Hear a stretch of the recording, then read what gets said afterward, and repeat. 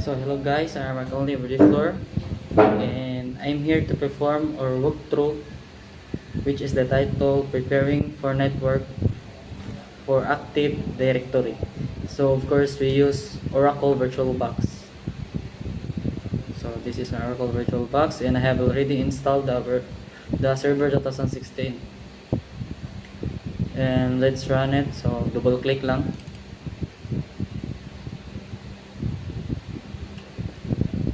Then wait.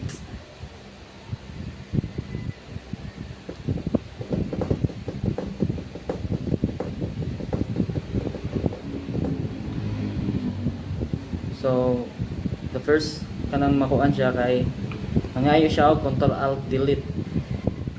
So of course, if you try on it in the keyboard, so it looks like this.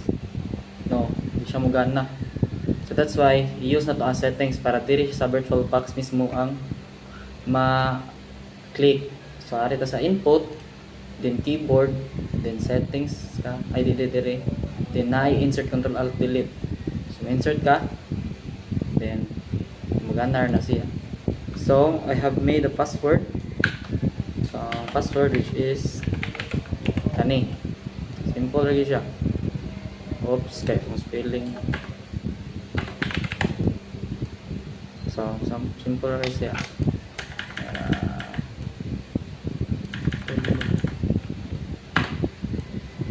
So login ta.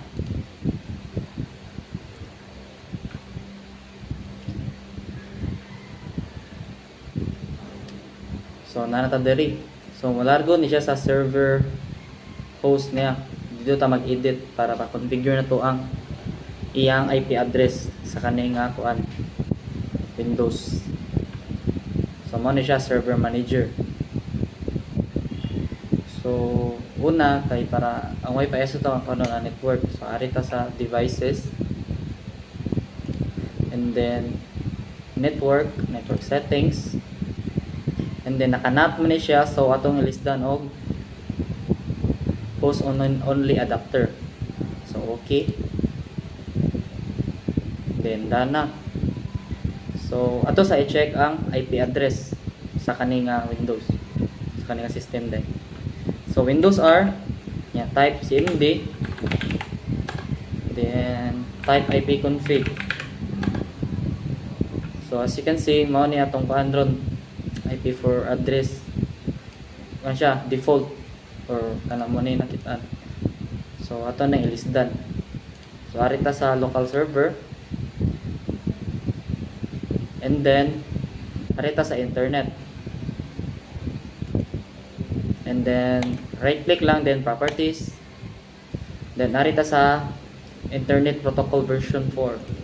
So double click lang, and then kanilang to i-play-on para maka-edit ta ani na. So ang atong gamiton di ay which is naman may handout para i-follow. So mount din network IP address 192.168.145, then subnet mask, then default gateway, then network devices na po siya .2 and to .9/9,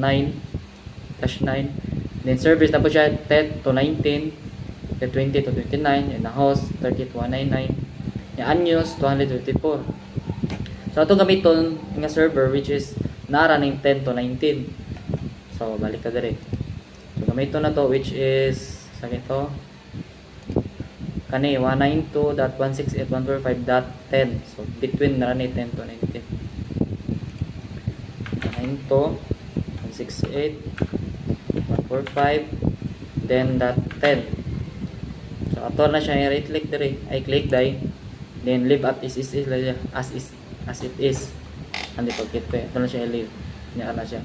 So ang preferred niya di ni server, so mura siya lokat. I don't know say pangana to sa video. Okay, nagsuon na ko pa, basta mo ni ang gigamit 0.1. So then okay ra nimo. Okay, and then mana. So ato i-check kung na gana ba siya.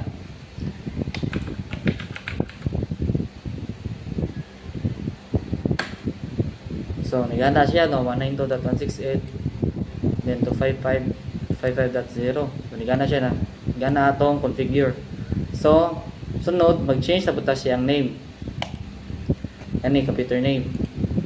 So mag-change ta click lang din mo and then ilisdan mo og DC1 and then mo okay ka. And then of course ipa-restart yun na niya para magana na. So okay and then close nimo then restart now nimo. Start now. So ano na to na change ba ang computer name. Pabot sa ta. So ari ka sa input keyboard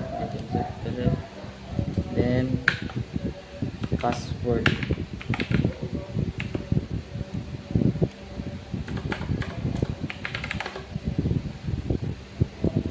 So tanan na to nigana ba?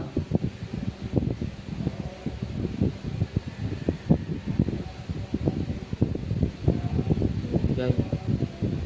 So nigana siya. So that's it guys. Thank you for watching.